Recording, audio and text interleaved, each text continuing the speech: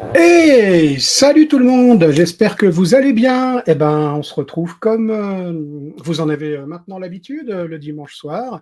Je suis super content de vous retrouver. Il y a déjà Boom qui nous fait bonsoir, Boom soir, formidable, Boom soir, Boom, dans le chat, c'est super, ça me fait très plaisir de te retrouver. Voilà, bah, c'est dimanche soir, donc ça veut dire que demain, c'est lundi. Et ça c'est un peu triste. Voilà, vous êtes donc bah, avec moi pour cette petite chronique culturelle. Je dis petite parce que je pense qu'elle ne sera pas super, super longue. On ne va pas faire 2 heures parce que je suis un petit peu fatigué. J'ai très mal au dos en ce moment. Voilà, un petit peu triste aussi parce que bon, c'est dimanche soir, donc ça veut dire qu'un lundi commence. Mais ça veut aussi.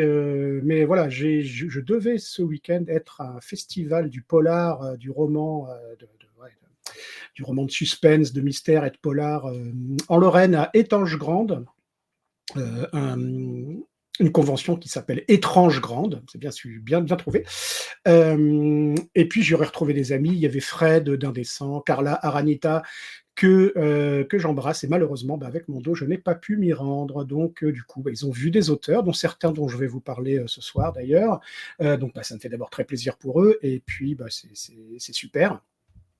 Voilà, coucou Aranita, formidable de te retrouver. Je suis ravi que tu aies pu te rendre à ce salon. Et tu nous raconteras bien sûr, j'imagine, dans un des 100 podcasts, tout ce que tu y as vu, tout ce que tu as aimé là-bas. Salut François, c'est un super plaisir de te revoir. Et ben super, on est prêt à partir. Donc je vous disais, petit moral, petite santé. Bon. Si vous me regardez ce soir, c'est que vous ne regardez pas la cérémonie de clôture des Jeux paralympiques. Bon, bah, c'est un choix, hein, je ne juge pas ce choix. Bonsoir Tom Sieur. Tom Sieur, c'est très très bonne celle-ci. Euh, donc voilà, moi en tout cas j'ai beaucoup aimé ces Paralympiades parce qu'on y voit des choses assez fabuleuses, il y avait beaucoup d'émotions, etc. Après, bien entendu, on en a déjà parlé, je crois, je ne sais plus si on en a parlé ici, tout ce qu'il y a autour de l'olympisme en général, voilà, les grosses boîtes qui se greenwash, enfin qui se wash tout court, et tout ça, on est bien d'accord, mais sur le plan de la simple émotion humaine, il y avait vraiment de belles choses dans ces Jeux paralympiques. Mais moi, je préfère être avec vous ce soir, donc en tout cas, pour une bonne heure, on ressemble un petit peu à parler. Alors, au niveau cinéma, j'avoue, j'ai pas de super truc super récent à vous proposer ce soir. Euh, Plusieurs raisons. Bah, à cause de mon dos, j'ai pas forcément pu aller au cinéma. Je n'ai pas vu ce que je voulais voir.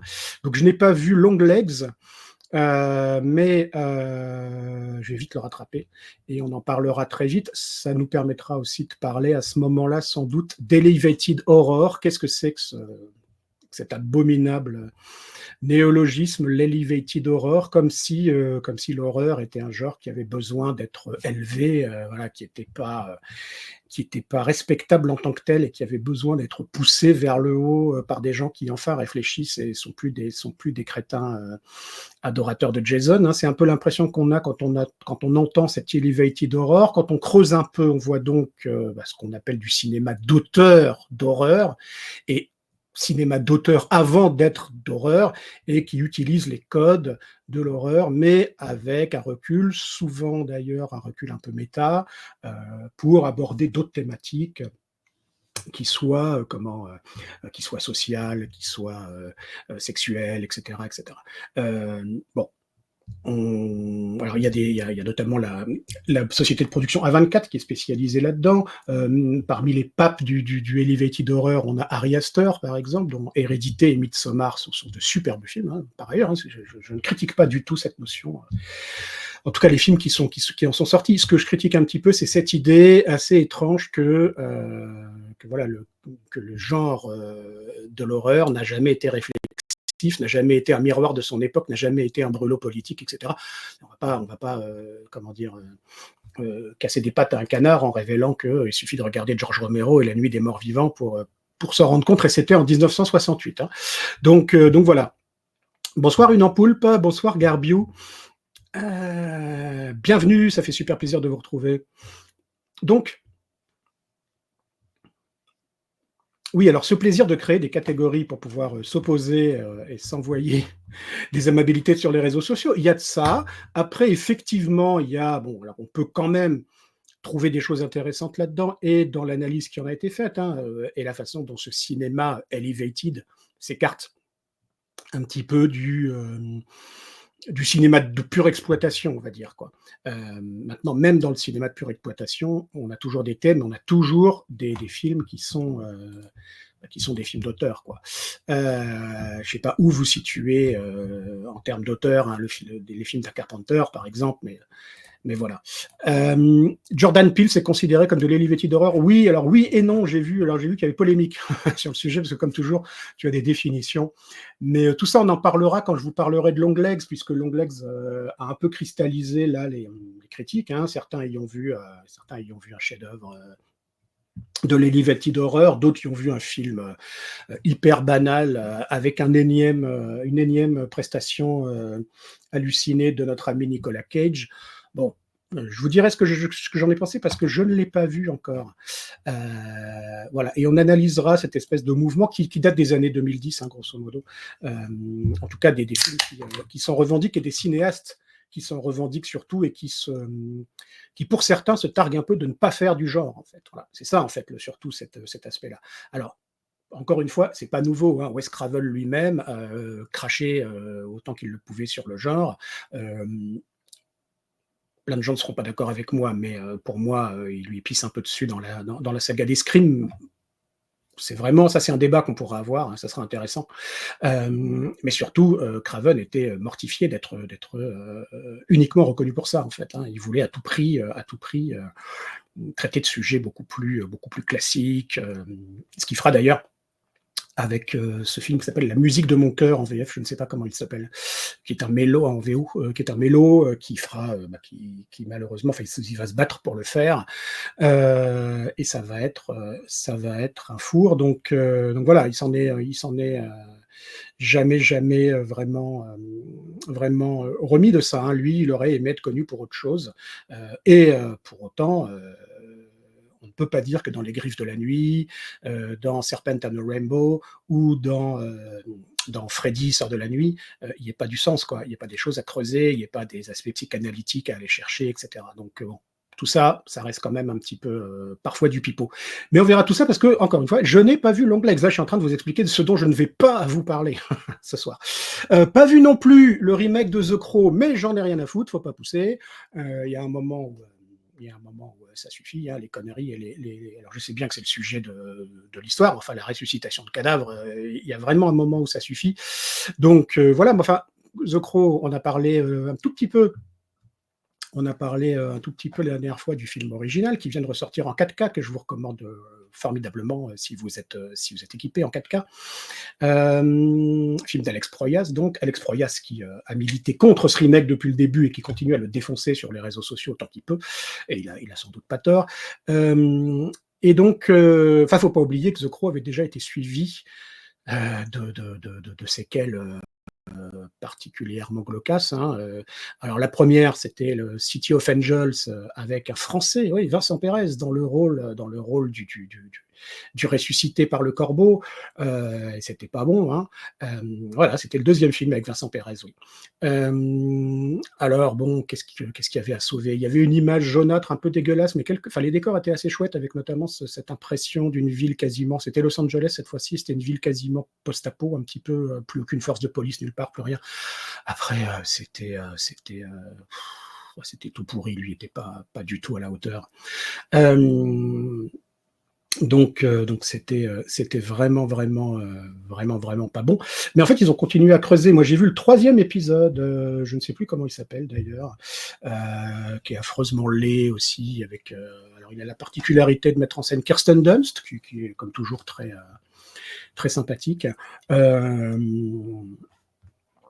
Et comment dire, c'est à peu près tout. Hein. Ça raconte l'histoire d'un mec qui est injustement accusé du meurtre de sa petite amie. Sa petite amie étant la sœur de Kristen Dunst. Et bien sûr, c'est des gros méchants qui l'ont fait. Et lui, il est exécuté pour ça. Il est électrocuté, mais bien sûr, il revient et il se venge. Voilà. Donc bon. Non, vraiment, enfin, y a rien à dire sur ce film. Ouais, Salvation, voilà, je crois que c'est ça. Exactement, tu as raison, François, magnifique, The Crow Salvation. Salut Castellanos, bienvenue. Donc The Crow Salvation avec Kirsten Dunst, mais surtout un illustre inconnu qui le restera, qui joue donc cette version de, comment dire, alors c'est pas Eric Draven, hein, mais alors comme à chaque fois ils ont des noms, vous savez, qui évoque comment dire, le corbeau. Donc là, il s'appelle Alex Corvis. Voilà, enfin ça c'est le nom du personnage et l'acteur c'est Eric Mabius. Voilà. Bon, ok. Il y a un quatrième volet cette fois-ci avec Edward Furlong, au moment où sa carrière disparaît dans le fond, malheureusement, hein, des toilettes, malheureusement pour lui, parce que ce pauvre garçon a vécu beaucoup de choses pas très sympathiques, addiction, etc. Donc il s'est fait jeter de la production de Terminator 3 où il devait reprendre le rôle de John Connor, et il se contentera de ce The Crow, je ne sais plus quoi d'ailleurs, que je n'ai pas vu, celui-là j'ai évité quand même. Il y a vraiment des moments où il faut pas se faire du mal, hein. Et effectivement une série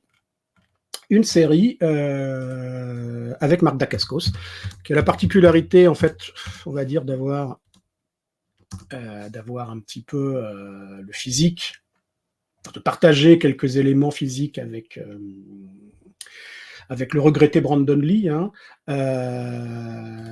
mais malheureusement pour lui, et pourtant j'aime Marc Dacascos, hein, mais il n'avait pas le talent de Brandon Lee, et ça se voit dans cette série où en plus il est effectivement desservi, tu as raison François, par une direction artistique absolument pourrie, voilà, c'est vraiment une catastrophe. Donc le quatrième The Crow dont je vous parlais s'appelle Wicked Prayer, donc avec Edward Furlong, ça date de 2005, et à part la série, donc on avait laissé ce cadavre en paix avant de revenir le violer une fois de plus avec ce remake de The Crow. Encore une fois, je peux pas vous dire si c'est bien, je l'ai pas vu, quoi, mais j'ai vu comme vous les bandes annonces, j'ai vu comme vous le look de Bill Skarsgård. Bon, moi déjà The Crow avec une coupe mulet, si tu veux, je peux pas, je suis désolé, hein, je suis un vieux, je sais que ça revient à la mode. Je sais. Ah, salut Steph, bah, j'espère que c'est pas un souci trop compliqué, prends soin de toi mon grand. Donc voilà, c'est pas quelque chose que j'ai envie de voir, franchement. Ouais, c'est The Crow australien, c'est exactement ça. Je sais pas, ça revient à la mode, il paraît. On m'a dit ça. Donc voilà. Ah, François qui nous fait une reco. Si ça vous intéresse et que vous écoutez l'anglais, allez chercher la vidéo d'Amanda the Jedi sur le sujet. Ben, écoute, je regardais ça, je le note, et je regarderai ça un peu plus tard. Donc, bon, je ne vous parlerai pas non plus de The Crow, le remake. Non, mais bon, je vais arrêter sur les trucs dont je ne vous parlerai pas. J'ai pas vu non plus Deadpool, hein, mais ça, vous le savez, je vous l'avais dit dès la semaine dernière. Et donc, ah ben oui, donc apparemment, ça revient bien à la mode, le mulet. Garbieu nous dit, en UK, il y en a plein des mulets. Ben, super.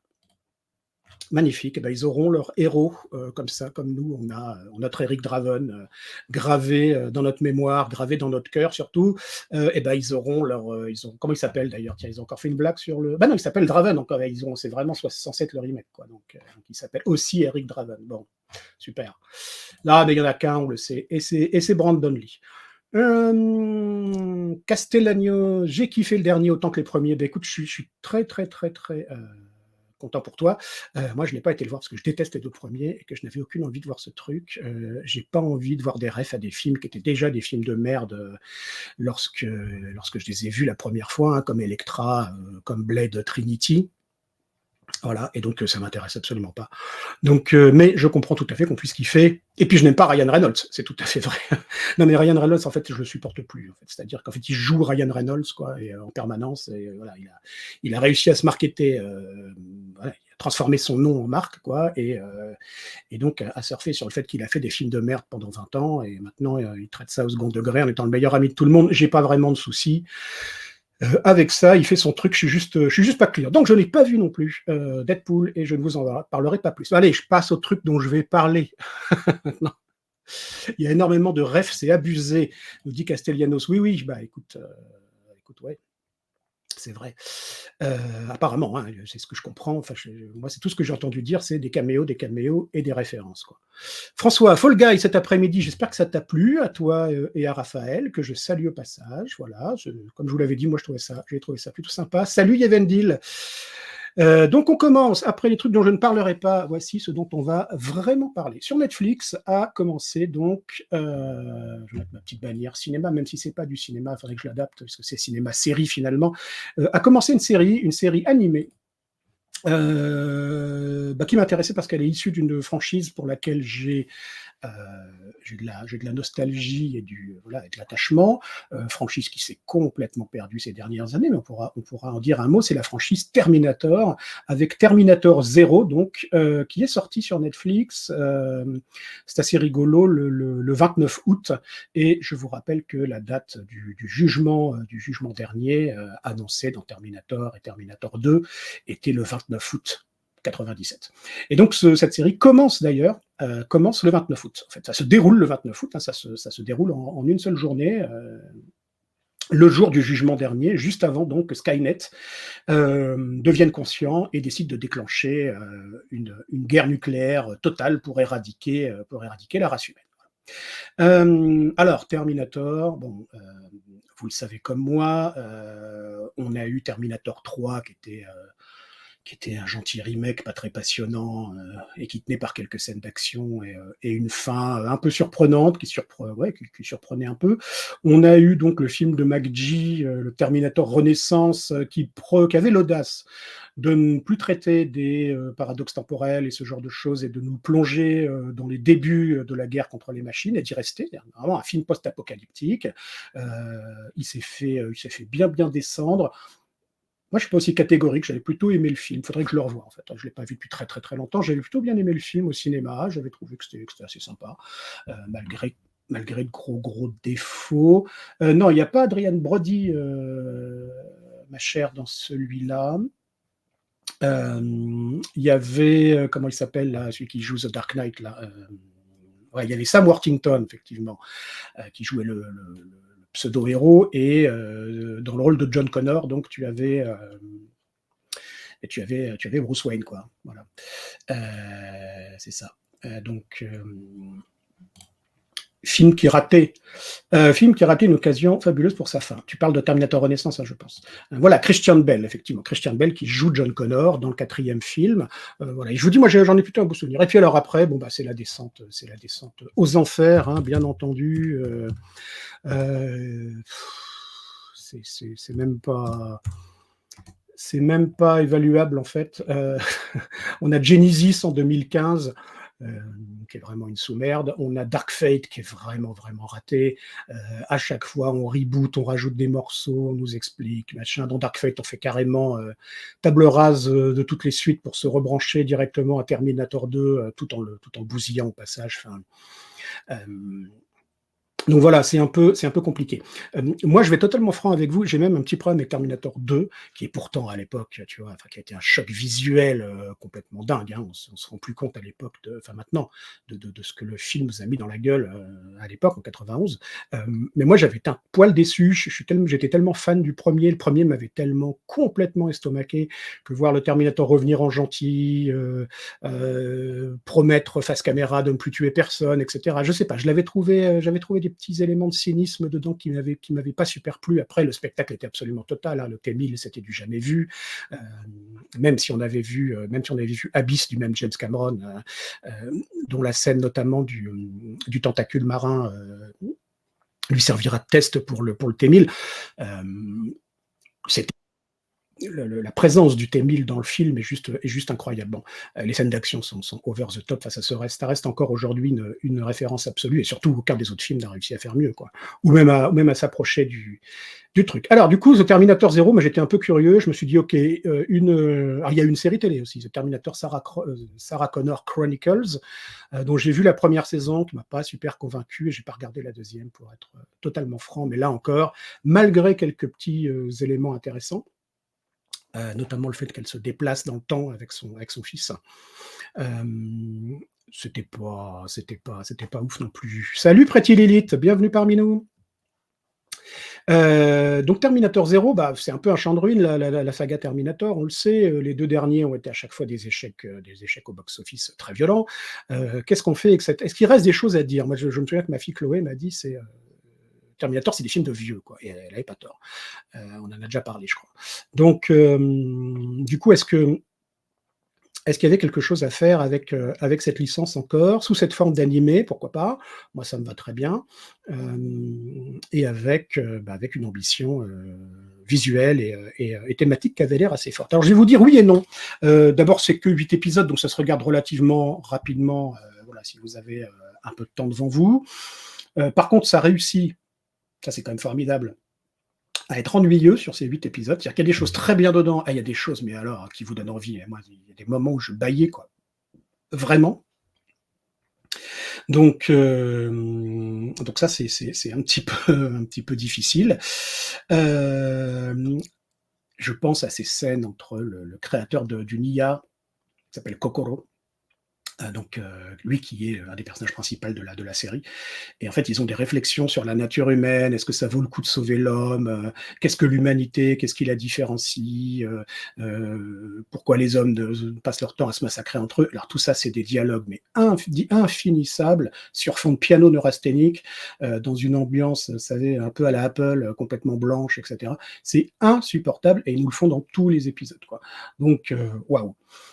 Mais à part ça, je trouve que la série réussit à, travailler, sur son thème, l'intelligence artificielle, avec plutôt du succès. Alors je vous le pitch en 2 secondes.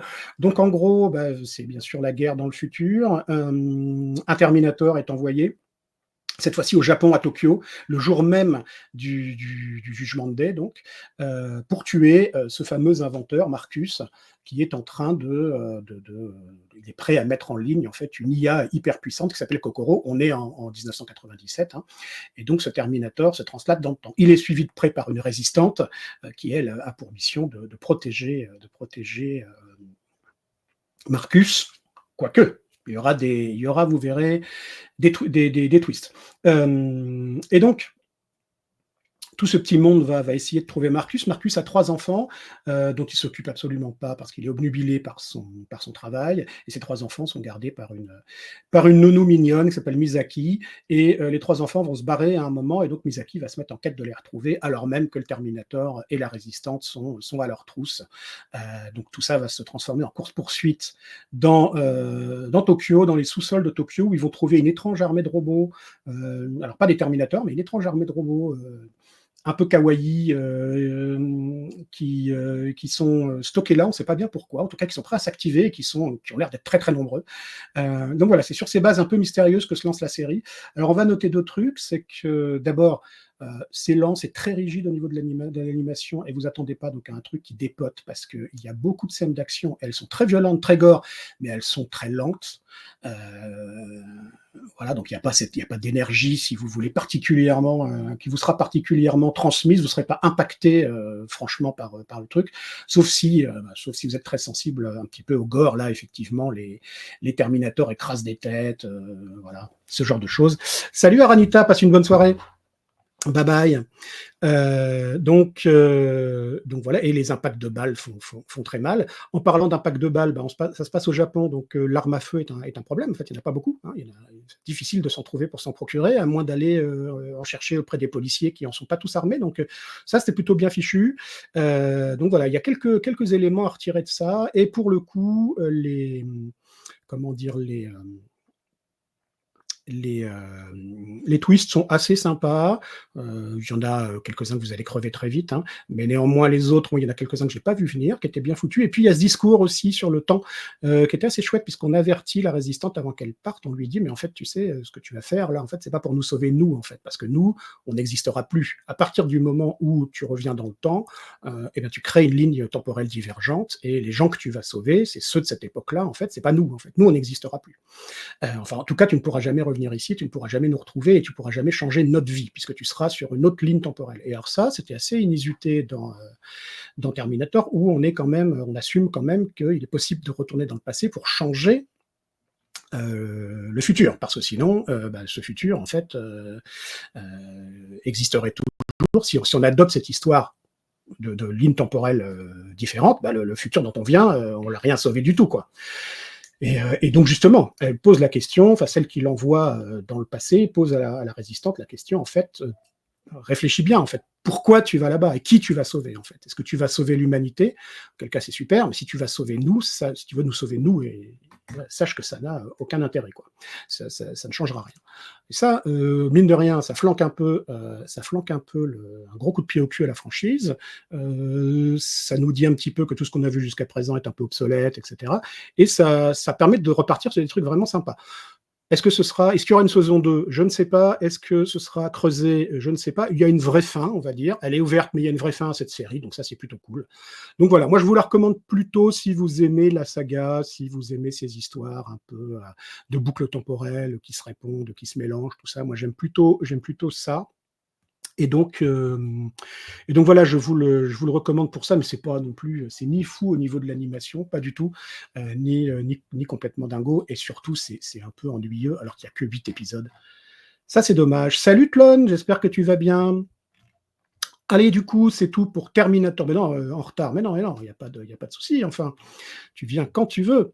Allez, tout de suite, petit rattrapage. Je vous en avais pas parlé à sa sortie. Thanksgiving, Daily Ross, qui maintenant doit être disponible sur, je sais pas, des plateformes, des machins. Hein. Là, je suis désolé. Je fais un peu dans l'ancien, mais enfin, j'en avais pas parlé ici. Voilà, ça date de l'année dernière. Ce Thanksgiving. Alors, ce qui est assez marrant, ce qu'il faut savoir, c'est que donc ce Thanksgiving, en fait, c'est la concrétisation d'une fausse bande-annonce qui avait été créée par Eli Ross dans le cadre de Grindhouse, vous savez, cette initiative de Robert Rodriguez et de Quentin Tarantino, pour recréer un double programme comme dans les années 70-80, avec chacun leur film et au milieu toute une série de fausses bandes-annonces de films qui n'existaient pas, en fait. Donc, il y avait ce Thanksgiving. Il y avait Machete à l'époque Rodriguez a transformé en film, voire en série de films après. À l'époque, donc le film n'existait pas. Il y avait Hobo with a Shotgun qui a aussi été transformé en vrai film derrière, et on aurait pu se l'éviter parce que c'était quand même une grosse merde. Et ce Thanksgiving, donc, qui est arrivé vachement plus tard. Hein, Grindhouse, c'est 2007, et Thanksgiving 2023. Donc, autant vous dire que ça aura mis du temps à se concrétiser, cette affaire-là. Voilà. Alors, du coup, ma question, elle est simple. Il y avait 2 autres bandes annonces, il y avait 5 bandes annonces, hein, donc, dans ce Grindhouse. Où est Werewolf Woman of the SS, Werewolf Woman of the SS, hein, avec donc des expérimentations terribles pour transformer des femmes en loups-garous SS, avec Nicolas Cage dans le rôle de Fu Manchu, voilà, parce que donc c'était Rob Zombie derrière la caméra et qu'il se l'est permis et que c'était très drôle. Donc cette bande-annonce était complètement référentielle, bien sûr, à la Nazi Exploitation, la série des Ilsa, etc., etc. Si vous savez de quoi je parle, vous savez.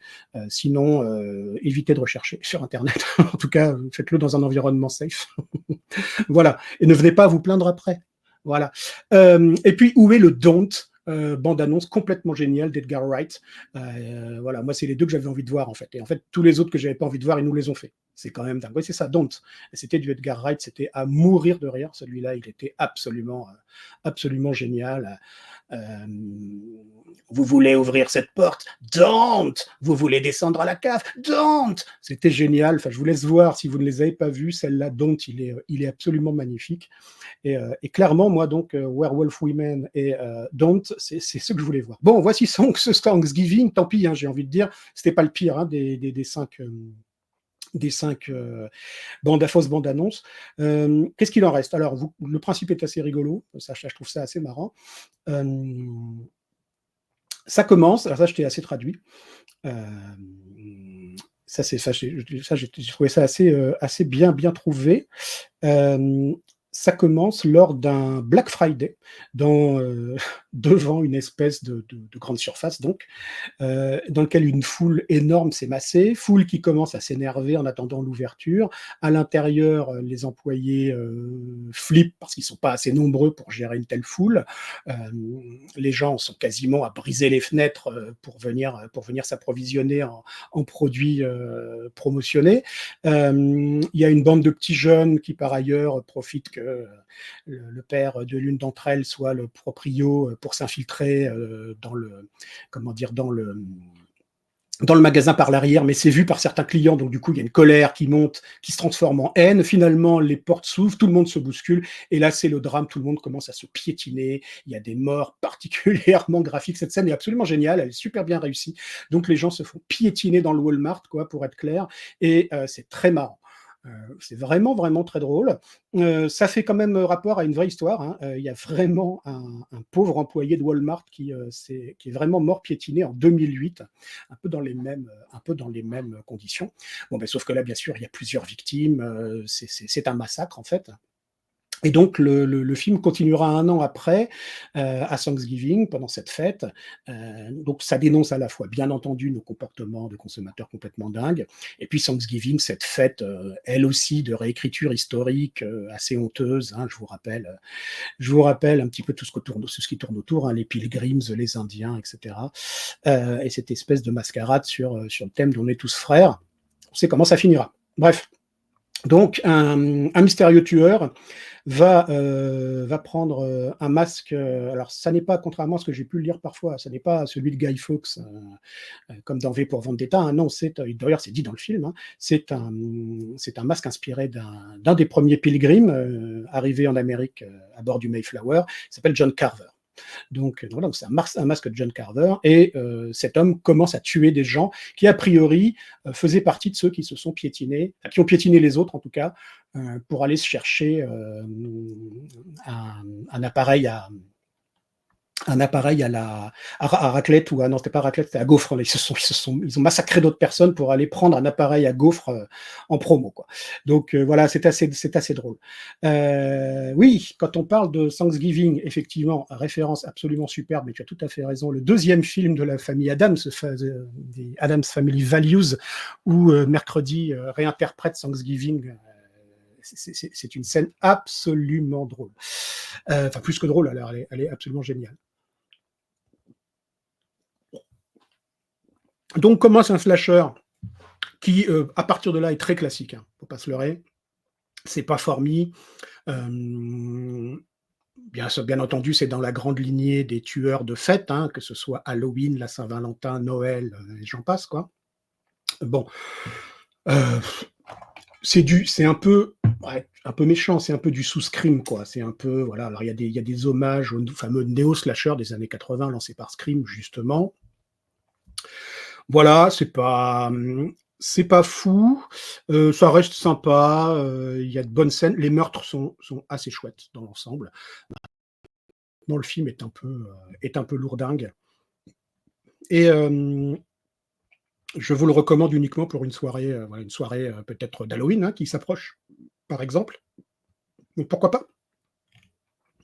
Tout en sachant que c'est pas, voilà, vous allez pas hurler de terreur, et vous allez pas non plus voir un truc qui va remuer comment dire? Vous remuer jusqu'au fond des tripes, et vous faire remettre votre vie en question, hein. Pas du tout, on n'est pas dans dans ce genre de choses. À quand le vrai slasher avec le lapin de Pâques? Alors, je ne sais pas, mais comme tu sais, là, il y a plein de personnages qui sont tombés dans le domaine public, et donc on a eu droit d'ailleurs, il y a une suite qui sort, on a eu droit à un film d'horreur, Winnie the Pooh, dont j'ai essayé de regarder, enfin que j'ai essayé de regarder, j'ai pas tenu les 15 premières minutes. Voilà. Donc peut-être un truc sur le lapin de Pâques. Tu vois bien Cage dans le rôle. Alors, de qui tu me parles là? Ah, dans le rôle du lapin de Pâques, voilà. Et Nicolas Cage, alors de quoi? Nicolas Cage, on le voit partout, tu sais, ce pauvre mec, quoi, il est damné, le pauvre garçon. Donc voilà, pour ce Thanksgiving, pourquoi je voulais vous en parler? Parce qu'il y avait cette scène d'intro qui m'a vraiment fait marrer, enfin qui m'a vraiment fait mourir de rire, et qui est et qui m'a bien amusé par son côté ultra gore, ultra méchant. Enfin voilà, Eli Roth, on sait qu'il est capable de le faire, ça, tu vois. Euh, après Hostel, après voilà, bon, la carrière d'Eli Roth, je ne sais pas si on en parlera un jour. Pour moi, elle est pas folle. Hein. Son remake notamment de Death Wish avec Bruce Willis, c'est une catastrophe. Son Green Inferno est pas super. Bon, et il paraît que son dernier, parce qu'il vient il vient de nous sortir Borderlands, c'est lui qui est derrière l'adaptation de Borderlands, il paraît que c'est une catastrophe aussi. Donc, mais je n'ai pas vu le film non plus. J'aime bien les jeux vidéo Borderlands, mais je vous avoue qu'en film, ça m'intéressait pas vraiment, ou alors il aurait fallu que ce soit en animation, je pense. C'est ça, il y a un second Winnie the Pooh, effectivement. Ouais, ouais. Et très très mauvais écho, nous confirme François du Borderlands. Il paraît que c'est vraiment une catastrophe, quoi. Donc voilà pour ce Thanksgiving. Dernier film de ma petite sélection du jour.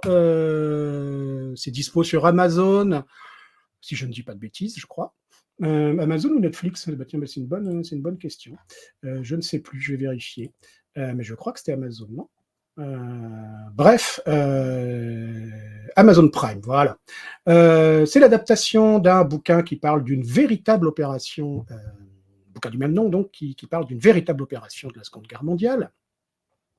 L'opération Postmaster, qui a vraiment existé, donc, et effectivement, qui a consisté à aller piquer des bateaux allemands dans un port d'Afrique tenu par les Espagnols, donc théoriquement neutre. Et donc, une bande de commandos est allée piquer ces bateaux, parce que ces bateaux ravitaillaient en fait les U-boats qui, en 1942, perturbaient très très fortement les lignes d'approvisionnement entre les États-Unis et l'Angleterre. Donc, du coup, c'est un vrai fait d'armes, et là, c'est traité par Guy Ritchie. Guy Ritchie, que vous connaissez forcément, hein, et vous l'aimez peut-être, voilà. Guy Ritchie, qui pour moi est un petit peu, comment dire ça, l'épitomée comment dire, l'épitomée de la carrière en dents de scie, quoi, tu vois. Alors oui, il y a beaucoup de gens qui aiment effectivement Snatch, il y a beaucoup de gens qui aiment ces deux Sherlock Holmes. Euh, il y a beaucoup de gens qui aiment Arnaque, crime et botanique, hein, un de ses premiers, je crois son premier film d'ailleurs. Voilà. Donc, comme je vous l'ai dit, les Sherlock Holmes. Il avait déjà fait avec Henry Cavill l'adaptation d'une série télé, Les agents très spéciaux, The Man from Uncle, qui était pas folle. Il nous avait fait un superbe roi Arthur de sinistre, de très très très sinistre mémoire, qui était vraiment un gros film Z. Il nous a fait la version live d'Aladin.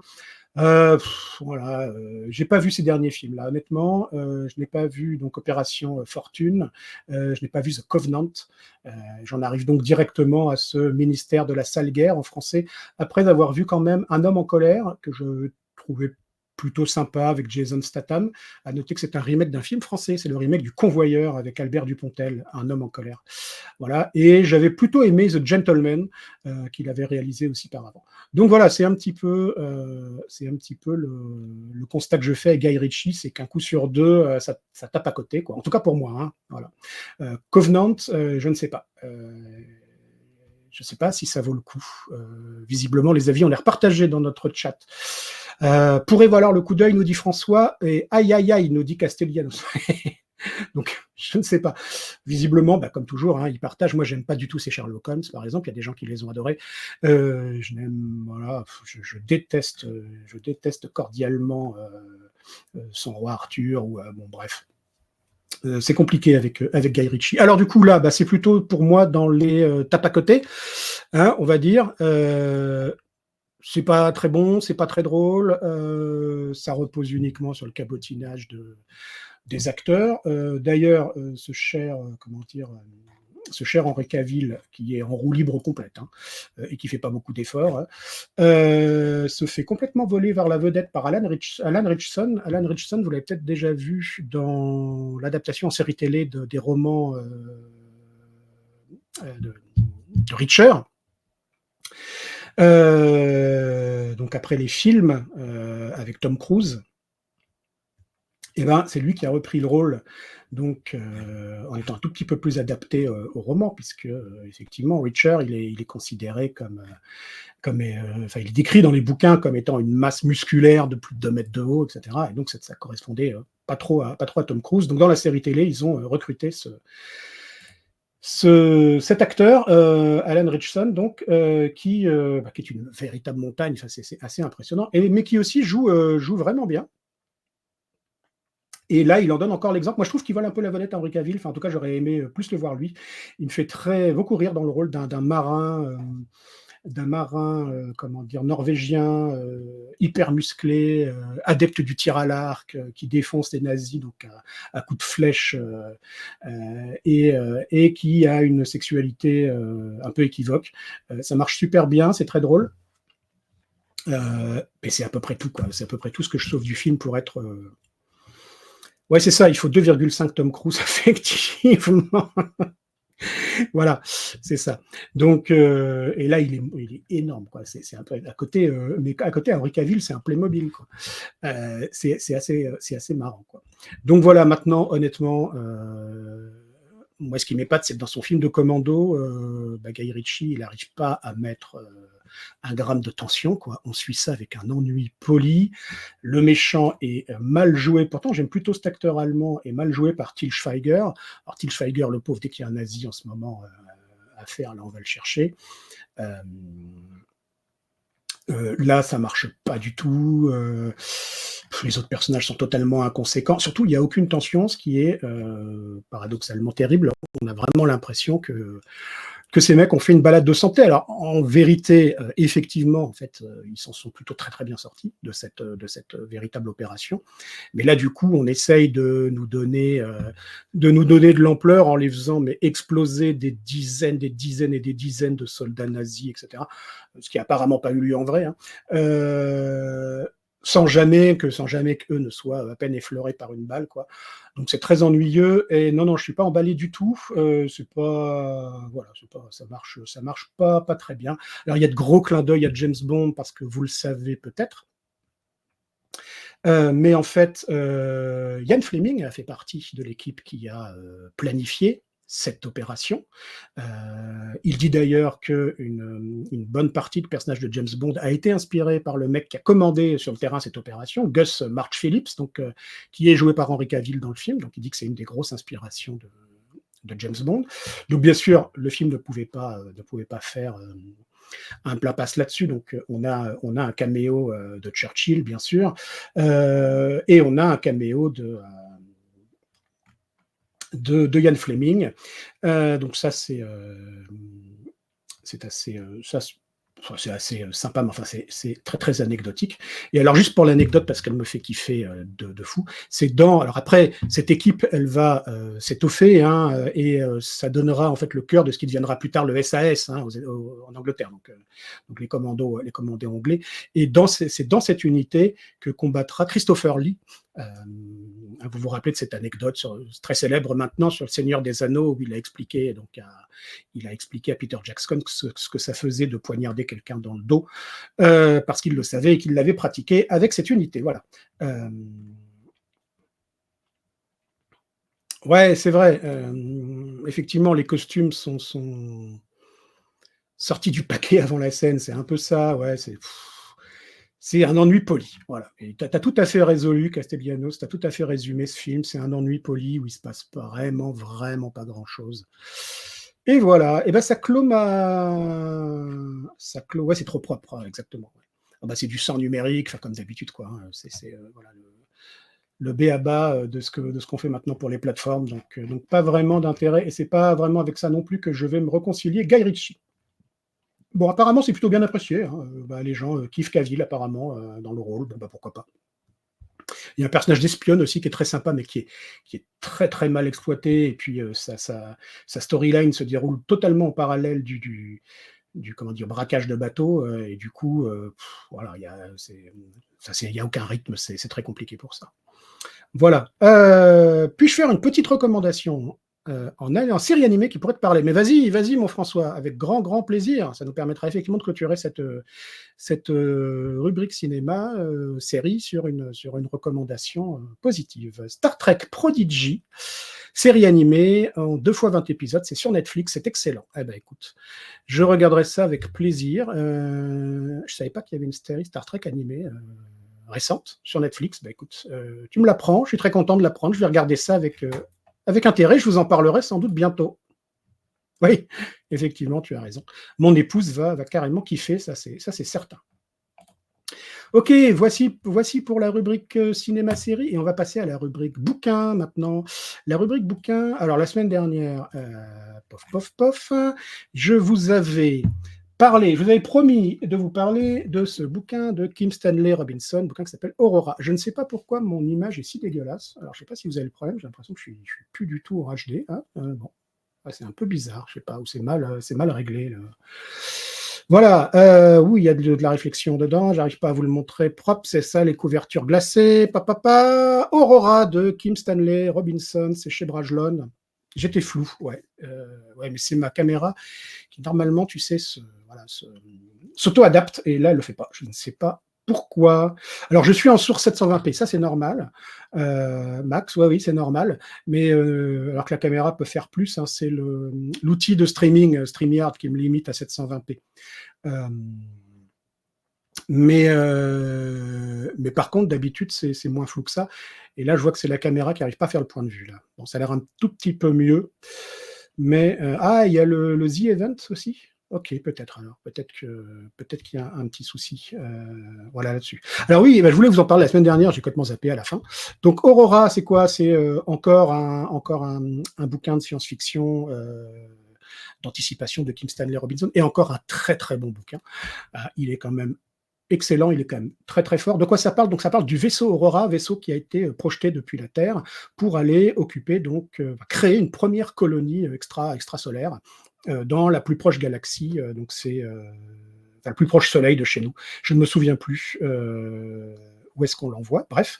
Et donc, quand on commence l'histoire, en fait, il y a déjà eu 5 générations qui se sont succédées à bord de ce vaisseau, qui est une espèce de vaisseau-monde. Hein. Il y a 2 énormes roues sur ce vaisseau reliées par un tore.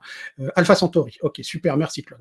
Et ces énormes roues sont divisées, en fait, en zones géographiques, et chacune de ces zones géographiques représente un écosystème de la Terre. Donc, vous allez avoir une zone géographique qui représente l'Islande, une zone géographique qui représente le Maroc, je ne sais quoi, et ainsi de suite, avec donc des colons qui ont été pris sur chacun de ces endroits et qui vivent dans des conditions naturelles, entretenues par le vaisseau, dans des conditions naturelles qui recréent ces conditions, les conditions de leur lieu d'origine. Et donc, comme de toute façon, le voyage va durer plus de 200 ans, il y a eu plusieurs générations, et donc ceux qu'on suit à ce moment-là n'ont jamais connu la Terre autrement que par les messages qu'ils reçoivent encore de manière de plus en plus disparate, et les archives, bien sûr, vidéo ou sonores, que l'ordinateur de bord a conservées. Et parmi ces personnages, on va suivre donc une des ingénieures chargée justement de maintenir les systèmes on ne peut plus pointus et on ne peut plus, fragiles du vaisseau, justement pour garder toutes ces biosphères, en fonctionnement, parce qu'il faut absolument que le vaisseau soit autosuffisant, bien entendu, donc il doit faire pousser sa propre nourriture. Il y a des réserves, bien sûr, mais voilà, d'abord on les garde pour lorsqu'on arrivera sur Alpha Centauri, et en plus, on n'a naturellement pas pu en mettre suffisamment pour tout le voyage. Quoi. Donc cet ingénieur est passionné par ce qu'elle fait. Elle est lancée aussi dans une grande discussion avec l'ordinateur de bord, avec qui elle va développer une relation assez particulière. Et on suit sa fille qui a la particularité, comme quelques enfants en même temps qu'elle, d'être apparemment sur une pente descendante. C'est-à-dire qu'on explique que l'enfermement, la fermeture, malgré qu'il y ait plusieurs milliers de colons, entraîne une baisse des capacités physiques, des capacités intellectuelles parmi les jeunes générations. Et on pense que ça va s'accentuer au fil des générations jusqu'à l'arrivée donc sur Alpha Centauri. Et elle a cette particularité-là, elle est un peu lente sur certains points, et sur d'autres, par contre, elle va se révéler complètement incroyable. Donc elle est lente, par exemple, en mathématiques, en calcul, etc., aux grandes dames de sa mère, mais sur d'autres éléments, elle va notamment sur sa capacité humaine, sur sa capacité à s'ouvrir aux autres et à aller découvrir les autres cultures du vaisseau. Elle est absolument incroyable. Alors le bouquin ne s'arrête pas. Moi, c'est ça qui m'a... Je ne sais pas si je vous le spoil, ça. Non, je vous le spoil pas. Je vous laisse le voir. En tout cas, voilà. Sachez que vous allez suivre les personnages sur le long terme. Je vous spoil pas du tout ce qui se passe. Moi, j'étais assez soufflé. Oui, c'est de la hard SF, effectivement, Tom Sawyer. C'est de la hard SF, mais elle est totalement abordable parce qu'à chaque fois, comme toujours, Kim Stanley Robinson, il arrive à faire de la vulgarisation, quoi. C'est très fort, ça. Et il t'explique tout très bien. Et si tu n'as pas un esprit scientifique comme moi, malgré tout, tu kiffes le bouquin et tu kiffes ce qui s'y passe. Mais c'est surtout au-delà de du bouquin de SF hard, hein, qui va ravir les amateurs de SF hard, colonisation d'une planète, etc., adaptation aux conditions atmosphériques, j'en passe et des meilleurs, calcul de masse pour propulser le vaisseau, adapter son itinéraire et tout. Malgré ça, c'est d'abord un roman, c'est d'abord une grande aventure humaine et c'est un véritable bouquin philosophique, mais vraiment dans le sens ouvert du sens, hein, c'est-à-dire qu'on parle de la nature humaine et on en parle super bien. C'est aussi une histoire de, vous savez comment appellent ça les anglo-saxons, de coming of age, comment dire, des épreuves qu'on traverse pour devenir adulte, et c'est ce que va vivre donc la fille de cet ingénieur, qui est le personnage principal du bouquin, bien sûr. Donc voilà, il y a aussi une très très belle réflexion sur l'intelligence artificielle, ce qu'on pourrait en faire demain, ce qu'elle pourrait signifier demain. Ça, c'est vachement. Moi, j'adore quand les auteurs comme ça nous font un peu dans le positif. Voilà, c'est un bouquin positif. Il va se passer des choses terribles, hein, mais ça reste un bouquin profondément positif, profondément humain, et qui prend le pari que l'intelligence artificielle demain peut être un allié plutôt qu'un ennemi, alors que ça aurait très très. Ben voilà, il y a plein de moments dans le bouquin où on sent que ça aurait pu basculer très très facilement. Voilà, je vous le recommande, mais très très chaudement. J'étais très triste de l'avoir loupé la semaine dernière, mais c'est pas grave, je vous en parle maintenant. Aurora de Kim Stanley Robinson chez Brajlon, super bouquin. Ensuite, juste un mot. Si comme moi vous ne connaissez rien aux dinosaures, à part que c'est cool, c'est gros et potentiellement ça peut manger des gens, moi c'est ça que j'aime chez les dinosaures. Il paraît que c'est pas vrai, bon tant pis, qu'ils ont jamais mangé de gens parce que par définition ils n'étaient pas ensemble avec les gens, tout ça, ça y est, vous suivez. Je vous conseille Le Triomphe et la chute des dinosaures. Ah, sacré, voilà, Le Triomphe et la chute des dinosaures. C'est de Steve Broussaté, je ne sais pas comment on dit, et c'est publié chez Quanto. Voilà. Donc ce monsieur, Steve Brosaté, est un paléontologue. Il a écrit, le bouquin est très récent, il a quelques années, et donc il fait l'état des connaissances, mais surtout il fait l'état des connaissances en étant très très didactique sur la géologie, sur la théorie de l'évolution, etc. Donc d'abord, attention, si vous pensez que Dieu a créé la Terre en 7 ans, machin, etc., ne lisez pas ce livre, vous allez faire un AVC. C'est pas bon pour vous. Il faut réapprendre à réfléchir un peu avant. Il faut faire des exercices mentaux un peu avant d'aborder ça, parce que là, vous lisez ça direct, c'est pas possible, quoi. C'est le saignement automatique dans votre petit cerveau rabougri. Non. Donc, ne lisez pas ça si vous êtes créationniste. Attention, je ne dis pas parce qu'on n'est pas d'accord que j'ai envie que vous ayez des maladies, tout ça. Voilà. Non, réentraînez-vous et lisez ça après. Voilà. Oui, c'était le tacle gratuit, c'est dimanche, c'est normal. On ne peut pas aimer la terre entière, comme dit mon chien. Ouais, donc c'est une super vulgarisation. Moi, j'ai appris plein de trucs. Alors déjà, mon niveau en géologie, c'est à peu près, je ne sais pas ce qu'est le Cambrien, je ne sais pas ce qu'est le Jurassique, si c'est avant le Mésozoïque, le machin, je n'y connais rien, tu vois, mais alors, vraiment rien. Et donc, à part savoir qu'il y a une météore qui a bousillé des dinosaures et qu'a priori, les tyrannosaures ont donné naissance aux oiseaux, j'ai pas d'autres connaissances. Et ben maintenant, je peux briller en société. Je peux expliquer plein de choses. Voilà. Et alors, ça, c'est super bien écrit. C'est très marrant. C'est souvent, parce qu'il parle énormément de ses recherches. Il parle aussi de tous ses potes dans les différentes universités. Et c'est assez chouette. T'as presque envie de les connaître et de boire une bière avec eux, parce que c'est vraiment, ils t'expliquent comment ils font pour trouver des ossements entre deux bitures au mesqual, quoi. C'est assez drôle, hein, sincèrement. Et puis, un truc que j'ai particulièrement aimé, il parle des débuts de la paléontologie, et c'est assez drôle, parce qu'à l'époque, donc fin du 19e siècle, hein, en pleine conquête de l'Ouest, hein, vraiment, tu as des mecs qui sont des mélanges de scientifiques, de mercenaires, de flingueurs, de cow-boys, qui partent chercher des bouts de dinosaures pour le compte de chercheurs ou de richissimes personnes de la côte Est, et ils n'hésitent pas à se flinguer, à se piquer les trucs, à s'attaquer les convois. Enfin, c'est assez marrant, il y a un côté western délirant. J'ai presque envie je sais pas, sans déconner, il faudrait faire un film là sur cette histoire là des mecs qui vont chercher des ossements avec des flingues et qui se foutent dessus. C'est vraiment assez drôle. Alors, ils se trahissent, etc. Oui, avec Nicolas Cage, dans le rôle du tyrannosaure. Je pense que, vous savez que Nicolas Cage, il avait un vrai, je crois qu'il l'a vendu, il a été obligé de le vendre avec ses soucis financiers, mais il avait un vrai squelette de tyrannosaure chez lui. Hein. Vous vous souvenez pas de cette histoire de tyrannosaure là Si. Il y a un truc avec Nicolas Cage et les tyrannosaures. Donc, à mon avis, on peut faire le lien.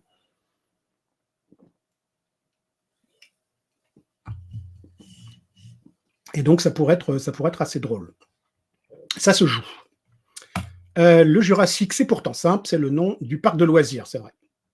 C'est vrai. Donc là, on vous expliquera ce qu'est le Jurassique moyen, haut, bas, enfin, etc. On va vous expliquer aussi qu'il y a certains dinosaures qu'on voit ensemble dans les films qui ne se sont jamais croisés en vrai. Tout ça, c'est super. On va vous expliquer comment on a réussi à prouver qu'il y avait bien une comète qui s'est écrasée. Enfin, ça fait vraiment le point sur toutes grâce aux strates, tout simplement, grâce aux strates géologiques.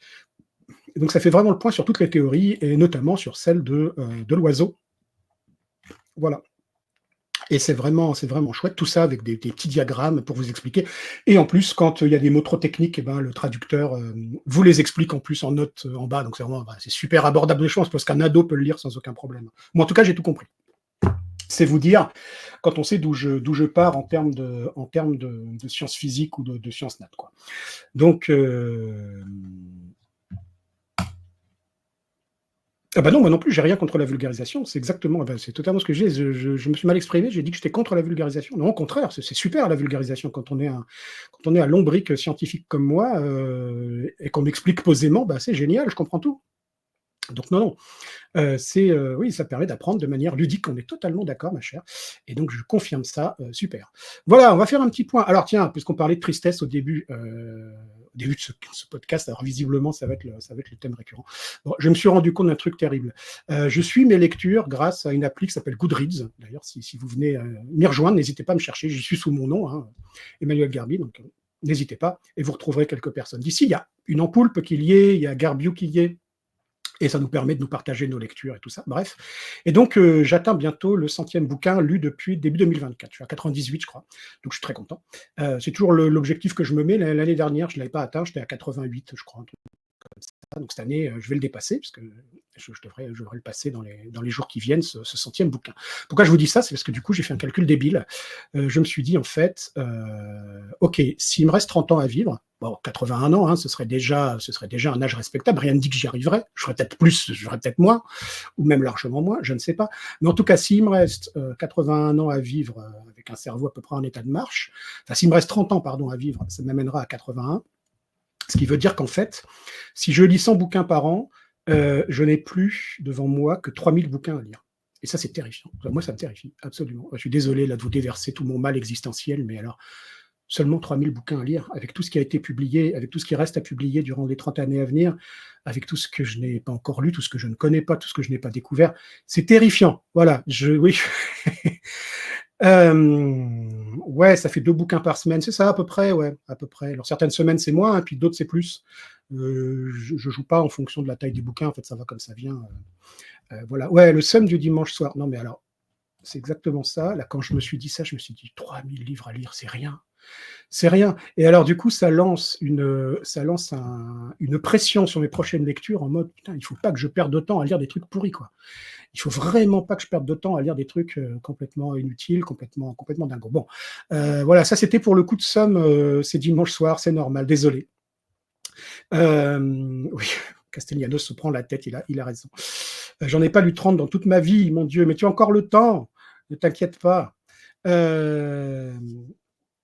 Pourquoi je vous parlais de ça? Parce que sur Goodreads, j'ai fait un exercice intéressant sur les lectures de l'année dernière. Du coup, j'ai regardé combien de livres j'avais lus écrits par des femmes. C'était con. Je ne sais plus pourquoi. Ah non, mais il y a des milliards de livres dispensables, mais il y a sans doute plus que 3000 livres absolument nécessaires aussi.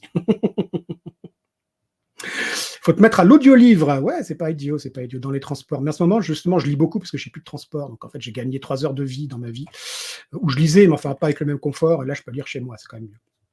Et puis surtout, il faut arrêter la télé. Moi, c'est comme ça que j'ai commencé à lire, c'est que j'ai arrêté complètement la télé et les séries. Voilà. C'est pour ça que je lis 2 bouquins par semaine. En fait, c'est que je ne regarde plus la télé du tout. Enfin, quand je dis la télé, c'est la télévision sens large. Vous voyez, les séries, la Terminator et les 2 séries animées dont je vous ai parlé, Terminator et l'autre, là, la semaine dernière, le nouveau Batman, là, c'est les 2 seuls trucs en série que j'ai vus, je crois, depuis 2 ou 3 ans. Quoi. Donc, voilà. Oui, le remake de The Killer, ça te fait un bouquin en 2 mois. c'est vrai. Je l'ai pas vu non plus. Je sais pas, j'ose pas. Brand m'a dit que c'était tout pourri, le remake de The Killer, pourtant fait par John Woo, hein, le réalisateur de l'original. Euh, je sais pas. Ouais, j'ai peur de perdre vraiment 2 heures que je pourrais consacrer à autre chose. Tu as tout à fait raison. Voilà, oui, alors j'ai calculé le ratio de livres écrites par des autrices dans mes lectures. Et je me suis rendu compte que je ne dépassais pas les 15%. J'étais à 12-13, je crois. Ce qui m'a pas mal interpellé, je vous avoue, parce que effectivement, j'ai l'impression de ne pas choisir mes lectures en fonction du genre de l'auteur, de l'autrice. Et malgré ça, j'ai visiblement, peut-être parce que je lis beaucoup de SF, peut-être parce que je lis beaucoup de polars où les mecs sont surreprésentés. Euh, et ben du coup, je me rends compte que j'ai lu très peu de bouquins de femmes, l'année dernière en tout cas. Après, je ne sais pas si c'est représentatif des années avant, hein, je ne me suis pas amusé à faire des calculs sur Excel en remontant à plusieurs années. Voilà. Alors, je me suis dit, cette année, je vais un petit peu corriger le tir. Alors, c'est pas du tout, je ne m'impose pas du tout de lire des bouquins assommants ou nazes parce que, comment dire, juste parce qu'ils ont été écrits par une femme. Hein. Mais par contre, c'est vrai que j'ai recherché un petit peu, une petite sélection des bouquins dans les domaines qui me plaisaient, écrits par des femmes et qui avaient l'air intéressants, en tout cas qui avaient été bien notés, remarqués, mis en avant, etc. Et donc, du coup, je me suis fait une petite liste de lecture et je rattrape un petit peu ce retard. Et là, à mon plaisir, j'ai atteint à peu près, je suis à 25% là, sur les 88 bouquins que j'ai lus cette année, 98, pardon, je suis à 25%, ce qui est quand même sympa. Et donc, je vais vous parler tout de suite d'une série de bouquins écrits par des femmes que je vous recommande. C'est des bouquins récents, ils ont maximum 2 ans. Et je les ai trouvés exceptionnels. Voilà. Alors, vous autorisez-vous à... tu peux me tutoyer, hein, Boum, quand même, depuis... on se connaît. On s'est même vu en vrai, salué en vrai. À ne pas achever une lecture qui ne vous donne pas satisfaction. J'ai beaucoup de mal, ça m'arrive très rarement. Je l'ai fait récemment sur un bouquin, parce que vraiment, j'y arrivais pas. C'était censé être un truc de SF hyper novateur avec de l'IA, etc. J'ai rien compris, ça m'a saoulé. Et oui, je m'imposais avant d'aller au bout d'un bouquin. Là, pour une première fois, je l'ai tapé, mais c'est vraiment, vraiment rare. Ah, d'accord, la question était collective. Parfait. Est-ce que j'ai lu du Anne McCaffrey, me demande François. Oui, j'en ai lu dans ma jeunesse, quand je lisais de la fantasy, mais c'est plus trop le cas maintenant. Donc, j'avais bien aimé d'ailleurs. J'en ai bien aimé. Un de ceux que je n'ai pas fini de lire, c'est The 50 Shades of Grey. Bon, celui-là, je ne l'ai même pas essayé. Comme ça, voilà. Laissez tomber des bouquins. Il y a un groupe d'autrices qui se nomme, alors tout à fait, j'allais y venir, puisque une des autrices dont je vais vous parler fait partie de ce groupe. Il y a effectivement Céline Dangean dans ce groupe, et Céline Dangean, je vous en parlerai dans une prochaine émission. Je vous ferai un petit focus sur elle, parce que j'aime beaucoup ses bouquins. Voilà, et effectivement, ça s'appelle Les Louves du Polar, et c'est très intéressant comme démarche, parce que c'est un groupe d'autrices qui se sont mises en commun. On t'a offert 50 Shades of Grey. Oui, alors là, c'est des gens, il faut plus les fréquenter, ces gens-là. Matem TV, bienvenue, bonsoir, salut, salut. Euh, ouais, c'est pareil que Brand. Hein. Pour que je finisse pas un bouquin, il faut que ce soit vraiment une merde à mon sens ou qu'il se soit passé 6 mois pour que je le finisse pas. C'est exactement ça, tout à fait d'accord avec lui. Donc voilà, je vais vous parler de 4 bouquins. Le premier a été une claque dans la gueule. Je vous le dis tout de suite, c'est mon préféré de cette sélection. Ça s'appelle Une exécution de Dania Kukavka. C'est paru où je ne sais plus, mais je vais vous retrouver sans doute l'info. C'est chez Pocket, voilà. Donc très facile d'accès. C'est son deuxième roman seulement. Je n'ai pas lu le premier, mais je vais m'empêcher de le trouver. Je vais me dépêcher, pardon, pas m'empêcher. Je vais me dépêcher de le trouver parce que j'ai adoré, mais alors vraiment adoré ce bouquin. De quoi ça parle en quelques mots? Donc c'est une narration assez complexe. Vous allez avoir en fait les réflexions d'un condamné à mort qui a tué, tueur en série, hein, qui a tué plusieurs jeunes femmes, puis plusieurs années après, qui a tué son épouse. C'est pas très joyeux, je vous l'accorde. Donc, ce tueur s'appelle Ansel Packer. Il a été condamné à mort et ça raconte donc sa dernière journée avant son exécution et ses réflexions intimes pendant cette dernière journée. Et voilà, enfin, ce type estime être une victime, ce type estime qu'on ne l'a jamais compris, qu'on ne lui a jamais donné de deuxième chance, etc., etc. Donc c'est un peu dur, hein, parce que vous allez retrouver pas mal de motifs qu'on peut retrouver effectivement chez les hommes violents, et notamment chez les hommes qui font violence aux femmes. Donc ça, c'est quand même très dur. Mais c'est super bien fait. Et en parallèle donc de ces confessions, on va dire, entre guillemets, hein, de ces pensées intimes du tueur, vous allez suivre 3 personnages au fil des années, pendant 30 ans. 3 personnages que sont la mère de ce type, qui a été forcée, et vous verrez pourquoi, de l'abandonner, en fait, et qui, des années plus tard, va vouloir le retrouver. En tout cas, essayer de comprendre ce qui s'est passé. Donc sa mère.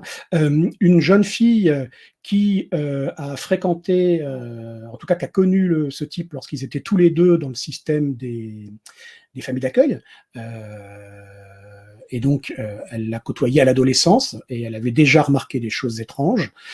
Et cette même jeune femme va devenir flic et va notamment enquêter sur la mort d'une de ses amies, qui était elle aussi proche de ce garçon, et qui fait partie des victimes du tueur. C'est comme ça qu'elle fera le lien d'ailleurs, et puis qu'elle découvrira plus que ce qu'elle ne pensait.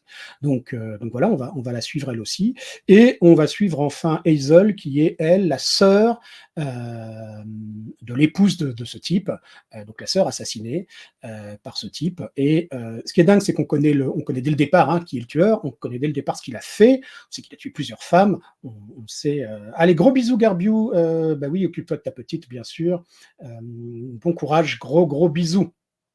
Salut Thyrodem, j'espère que tu vas bien. Et donc, oui, on sait dès le début ce qui s'est passé, puisque ce type, il est condamné à mort pour ses crimes, et donc il y a pas de... Et il s'en cache pas d'ailleurs, il les nie pas. Hein. Il se cherche plein d'excuses par ailleurs. Hein. Il est incompris, le monde est trop injuste, etc. Mais il ne nie pas les crimes qu'il a commis. Ce qui est dingue, c'est que la tension, le suspense est complètement fou, alors qu'on sait, alors qu'on retrace son histoire en passant de personnage en personnage, eh ben ça reste quand même hyper stressant, hyper poignant d'un bout à l'autre. C'est une merveille. Voilà, je dis pas plus. Moi, je l'ai adoré ce bouquin. Je vous le recommande très chaudement. C'est un bouquin absolument magnifique, quoi. Vraiment magnifique. Voilà, c'est vraiment top. Je passe ensuite à Thanatea de Sonia Delzongle. Salut Fred, salut madame, très content de te voir. Donc Sonia Delzongle, c'est pas son premier bouquin, hein, c'est son 14e, je crois, ou 15e, un truc comme ça, donc elle en a écrit un paquet. Moi, je la connaissais pas du tout, donc je l'ai découverte à l'occasion de ce bouquin, que j'ai bien aimé, mais... Alors, c'est un thriller, où vont être mises en avant... Alors, on revient... Brand me dit le suspense repose sur quoi? On revient donc, alors du coup on revient sur une exécution, pardon. Le suspense revient, alors le suspense c'est comment, pourquoi en fait. Comment ça s'est passé, quand ça s'est passé, pourquoi ça s'est passé, dans quelles conditions, voilà, et c'est glaçant. Voilà. Donc j'en dis pas plus pour pas le déflorer, mais vraiment, malgré qu'on sait dès le départ qui est le tueur, eh ben, ça reste complètement flippant, avec voilà, tous les gens qui lui tournent autour, et on ne sait pas quand ça va arriver, on ne sait pas, parce en gros, il ne sait pas gérer sa colère, hein. Et il accuse le monde entier d'en être responsable. Mais voilà, le suspense, il est là-dedans, c'est palpitant. Je vois en dessous, c'est marqué la palpitant, c'est exactement ça. Voilà, hop, je repasse sur Sonia Delzongle. Donc, je vous le disais, je ne le connaissais pas. Sonia est une femme incroyable, je suis ravi de la... Enfin, j'en doute pas, hein, vraiment. Elle est super cool comme autrice, elle fait partie des louves du polar, on en parlait tout à l'heure, de ces fameuses louves du polar. Donc voilà, Brand, aucun souci, bien sûr. Voilà, donc Thanatea, c'est le pendant féminin de Thanatos, alors je ne sais pas, mais en tout cas, c'est le nom d'un établissement un peu particulier au cœur du roman. Je vous le pitch, du coup, comme ça j'expliquerai ce qu'est Thanatea. Donc c'est l'histoire de 3 flics, dont on va suivre principalement l'une d'elles qui s'appelle Esther, je crois. Alors Esther, bon, c'est compliqué pour elle. Elle a perdu sa fille en bas âge d'une maladie terrible. Du coup, son mariage s'est désagrégé et elle a eu en plus une aventure avec un autre flic qui s'avère être un narcissique particulièrement dangereux, particulièrement violent, qui ne supporte pas qu'elle l'ait abandonné. Ça fait beaucoup pour une seule femme, et du coup, elle décide de tout plaquer. Elle quitte son boulot de flic et elle va bosser pour cette entreprise qui s'appelle Tanatea, qui est localisée sur une petite île sur le lac Léman, entre la Suisse et la France, et ce que nos amis genevois appellent le lac de Genève, et pas le lac Léman chez eux. Donc voilà, elle va là-bas et en fait l'idée de cet endroit, c'est pour les gens qui veulent, les gens riches, hein, qui veulent mourir dans la dignité en fait, hein, qui veulent quitter ce monde et profiter d'un endroit spécialement prévu pour cela, où on s'occupera de leurs derniers instants jusque dans les moindres détails. Et voilà, donc elle vient là-bas et en répondant à une annonce pour devenir en fait barman, hein, grosso modo, et surtout en fait pour l'idée c'est qu'elle soit formée au café, en fait, à l'art de faire du café. Et donc elle va prendre ce poste et très bien payé, alors qu'à la base il n'est pas forcément très, il ne demande pas une formation complètement folle, quoi. Donc elle quitte tout, elle quitte ses copines qui sont elles aussi flics. Deux autres nanas donc de Lyon, et elle va sur cette île. Et là, elle commence à avoir des trucs un peu bizarres. Elle trouve des étranges petits origamis dans sa chambre. Elle va dans son pavillon. Elle va découvrir cette espèce de communauté très étrange, très enfermée et vraiment bizarre, qui a l'air d'être dirigée par une femme mystérieuse dont on ne veut rien dire et tout ça. Elle se rend compte que la jeune femme qui l'a précédée dans ce boulot semble avoir mystérieusement disparu. Elle est abordée par un homme qui se dit être le frère de cette jeune femme et qui la cherche. Et donc c'est pour ça que lui aussi s'est infiltré dans l'entreprise.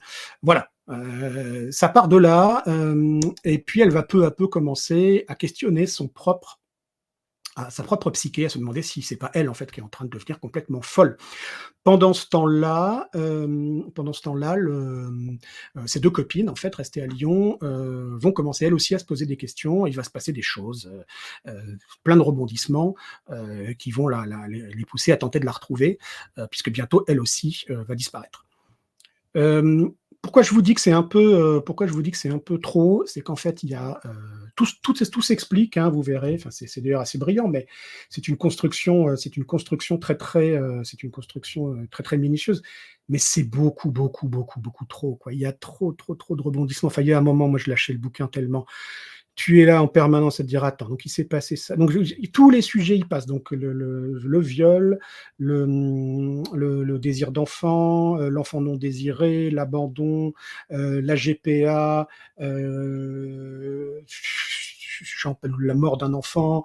Je vous en passe encore. Voilà, c'est beaucoup trop.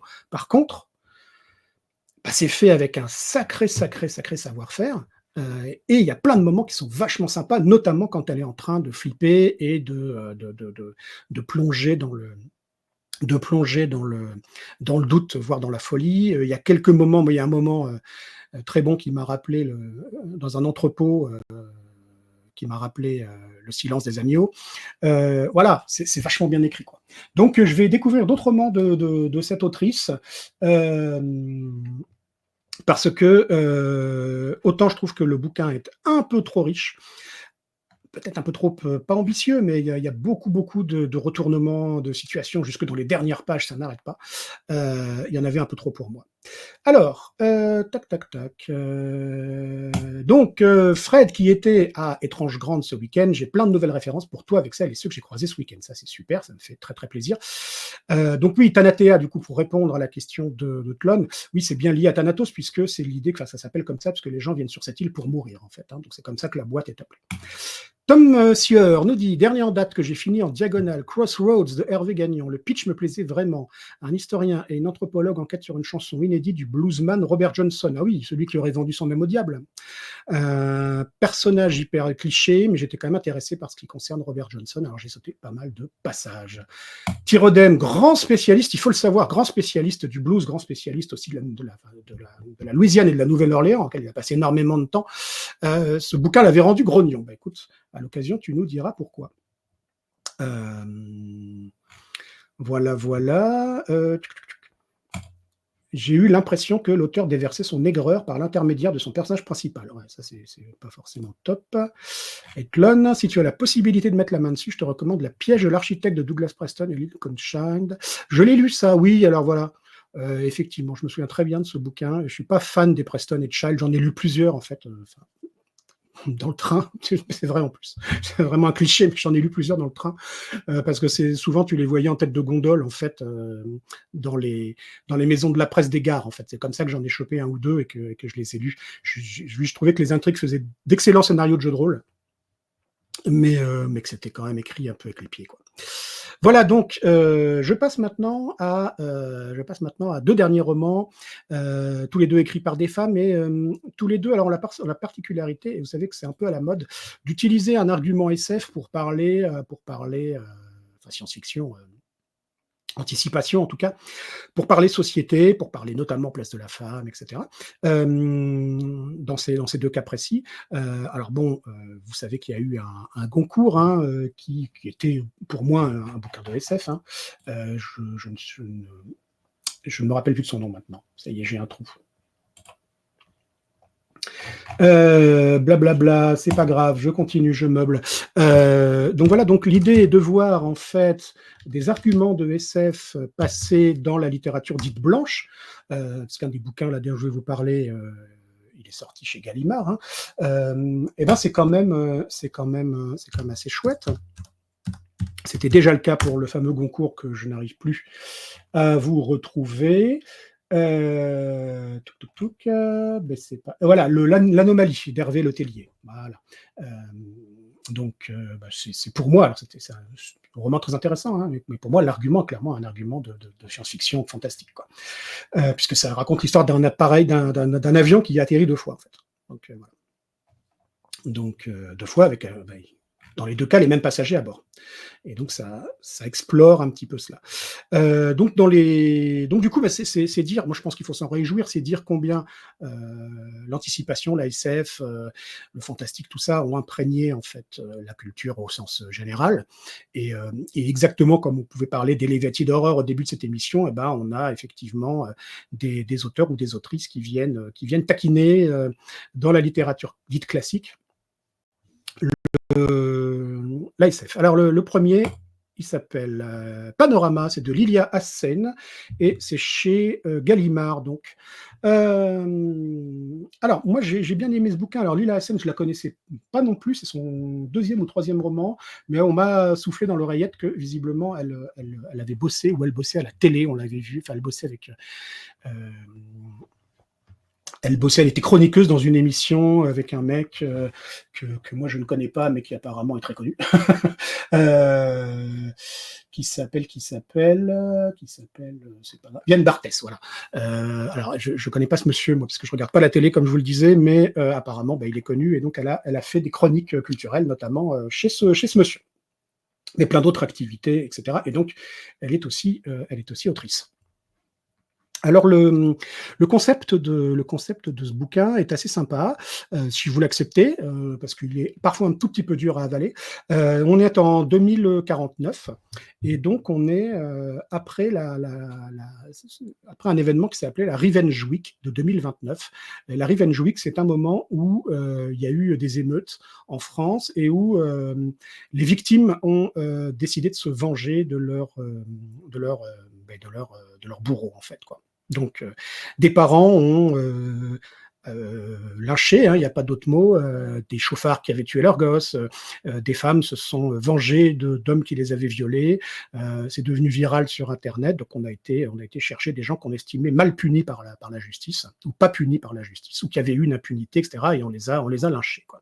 De ça est sortie l'idée de la transparence, c'est-à-dire de vivre d'une manière totalement transparente, pour que plus jamais le mal ne puisse en fait se répandre, puisqu'on sera incapable de le faire à cause de l'hypervigilance de tous les gens qui nous entourent et à cause du fait que nos vies seront entièrement menées derrière des vitres. Voilà. Donc les maisons deviennent des espèces de bulles, ils appellent ça des maisons vivarium, et Donc petit à petit, ce mode de vie se répand et chacun commence à vivre dans du verre. En fait, tout est transparent. Il y a que la douche qui est irisée jusqu'à hauteur de la nuque, quoi. Pour le reste, vous mangez, vous dormez, vous parlez à vos enfants, etc. Comment dire, eh bien, au vu et au su de vos voisins qui vous surveillent et que vous surveillez. Et donc on dit, ben, il y aura plus jamais de violence faite aux femmes, il y aura plus jamais de violence faite aux enfants, il y aura plus jamais de coups portés, voilà, parce que vous seriez immédiatement vu, immédiatement dénoncé. Il n'y a même plus de police tellement la délinquance a baissé. Il reste quelques policiers, mais c'est des vagues, ils sont vaguement là pour entretenir un petit peu pour entretenir la paix, mais enfin, voilà, en gros, ils viennent quand les jeunes font trop la fête, quoi. Donc voilà, c'est une société hyper bienveillante sur le papier, hein, hyper ouverte, qui accepte absolument tout, voilà, qui est hyper inclusive, mais qui bien sûr se révèle au bout du compte totalement étouffante. Alors les gens qui refusent de vivre comme ça sont repoussés dans des espèces de zones de non-droit. Bah, dans ce monde absolument merveilleux, soi-disant sur le papier, eh ben, ce qui ne devrait jamais pouvoir arriver se passe. Il y a une famille entière, mère, père et enfant, qui disparaît. Et une vieille flic qui a connu ce qu'était la police d'avant va être chargée de l'enquête. Elle-même vit dans une de ces maisons vivarium. C'est comme ça qu'elle a retenu son mari, qui était un mari volage. Là, il peut plus la tromper, et donc il le vit très très mal. Et en fait, il lui pourrit la vie au quotidien avec le sourire. C'est-à-dire qu'il l'insulte en permanence, il la mortifie d'insultes. Mais aux yeux des gens dans la rue, eh ben, c'est un mari parfait qui a toujours le sourire et la bonne humeur. C'est assez glauque. Ça marche vraiment bien. Moi, j'ai beaucoup aimé ce bouquin. J'ai eu un peu de mal donc avec la partie, on va dire, euh, transformation aussi rapide, aussi complète de la société, auquel je ne crois pas beaucoup. Mais par contre, à partir du moment où on accepte ça comme étant une vue un petit peu philosophique, eh ben, ça passe très bien et l'histoire est très chouette en tant que telle. Donc, je vous le recommande. Ça va piquer des morceaux du roman noir, ça va piquer quelques morceaux de SF pur. Tout ça, donc, dans un discours assez engagé sur la transparence, ce qu'elle peut nous amener de bien ou ce qu'elle peut nous amener de mal. Voilà. Je finis avec un autre coup de cœur, Obsolète de Sophie Loubière. Alors Sophie Loubière a écrit elle aussi de nombreux bouquins. C'est d'ailleurs pas son dernier. Si, c'est son dernier, celui-là, pardon. C'est celui qui est sorti en 2024. Donc voilà. Donc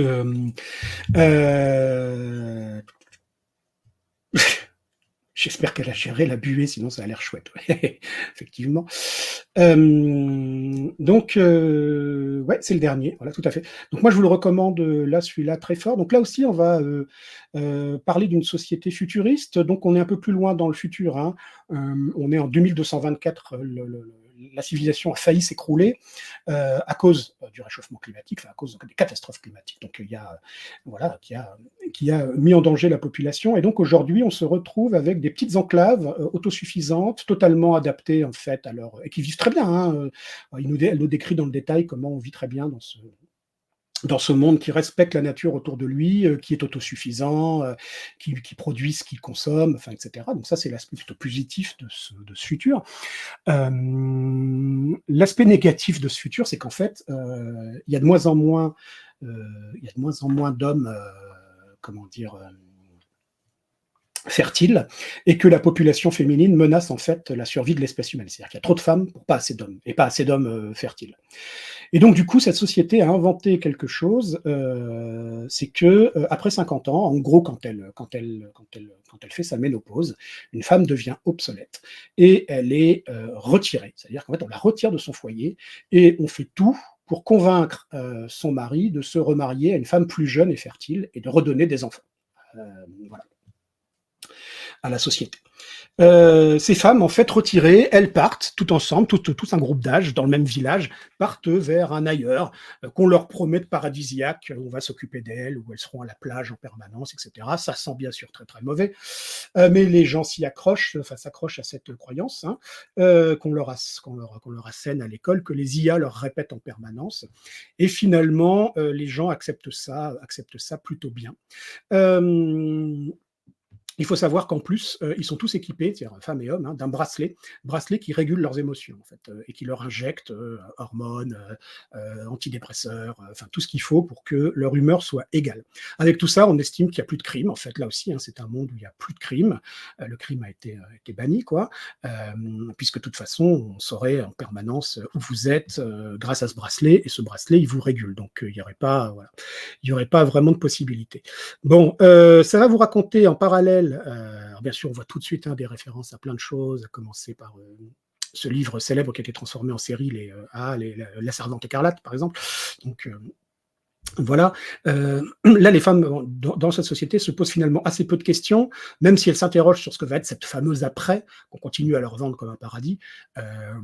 Eh bien, elles se posent quand même, elles se posent évidemment la question, mais elles sont tellement incluses dans leur société que c'est compliqué de se révolter ou même de faire, parce on a inventé tout un tas de cérémoniaux autour de ça, etc. Donc voilà. Et puis c'est pour le bien de l'espèce humaine. Donc on va suivre en particulier un couple, elle un peu plus indépendante que la moyenne, lui fou amoureux d'elle depuis toujours et qui donc accepte très mal l'idée de la remplacer. Et on va suivre donc son obsolescence à elle et son départ pour un de ces lieux, tout en sachant qu'en parallèle il y a un mystère puisque trois jeunes filles, trois enfants, trois jeunes filles, oui, donc, sont retrouvées mortes. Et c'est notamment donc le mari du personnage principal qui découvre les corps, et lui est persuadé qu'il y a eu un crime, en fait, et que ces trois enfants ont été assassinés, en fait. Et bien sûr, personne ne veut le croire. Donc on a en parallèle, parce que ça ne peut plus arriver, bien entendu, donc on a en parallèle l'histoire de cette femme qui va partir avec ses copines vers ce lieu étrange, qui s'apprête à prendre le bus puis le train, dans un cérémonial complètement dingo, quoi. Et lui qui refuse de la remplacer et qui est obsédé par les morts de ces trois gamines, quoi. C'est super, c'est vachement bien, c'est très très documenté, mais vraiment en termes d'adaptation de notre technologie, de notre vie, etc. À l'environnement qui nous entoure. Et puis là encore, bien sûr, on parle d'une espèce d'utopie qui devient particulièrement glauque. Vous vous doutez bien qu'au bout du compte, elle ne part pas forcément vers le paradis, cette femme. Et donc on va la suivre en parallèle de l'enquête de son mari. Voilà. Dit comme ça paraît un peu sec, ça paraît un peu, ouais, ça peut paraître même un peu bancal, je sais pas, mais en tout cas, ça vaut beaucoup plus que le pitch maladroit que je viens de vous faire, et c'est un super, super, super bouquin. Voilà les amis, et ben c'est tout pour aujourd'hui. On a pris 2 autres livres de Sophie Loubière aujourd'hui. Elle était au Festival d'Étranges Grandes. J'ai vu qu'elle y était, là, je vous ai beaucoup jalousé. Écoute, moi aussi, je vais lire d'autres choses d'elle.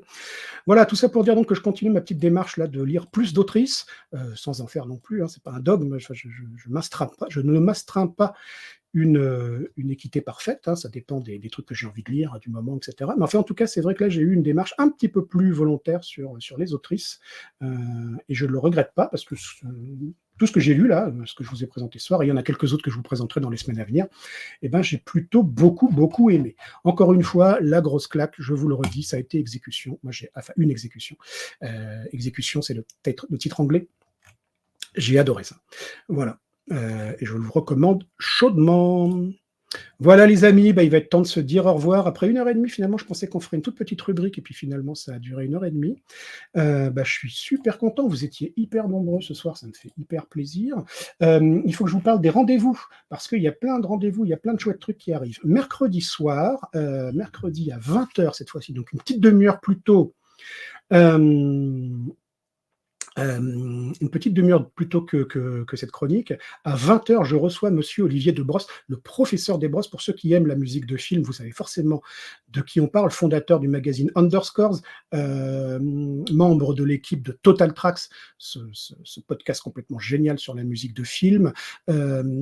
Également, c'est lui qui a fondé la web radio de musique de film, la Grande Évasion, que je ne peux que vous recommander. Et puis, il fait plein d'autres choses. Il a fait la programmation d'un concert que j'ai eu la chance de voir en octobre dernier sur les musiques de films d'Halloween, de films d'horreur pour Halloween.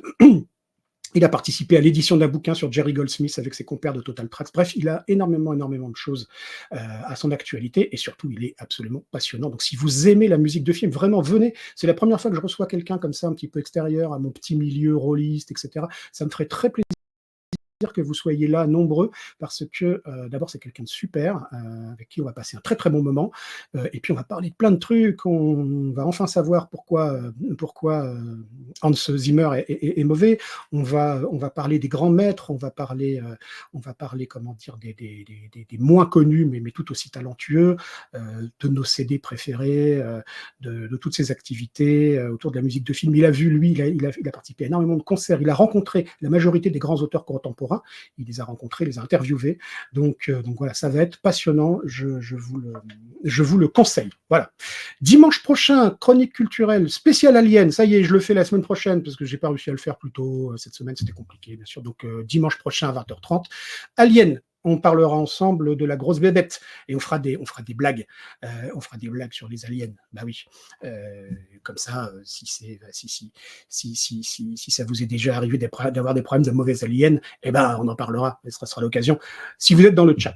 Et je vous annonce déjà que le 25 septembre, le mercredi 25 septembre, à 20h aussi, je vais revoir un autre invité.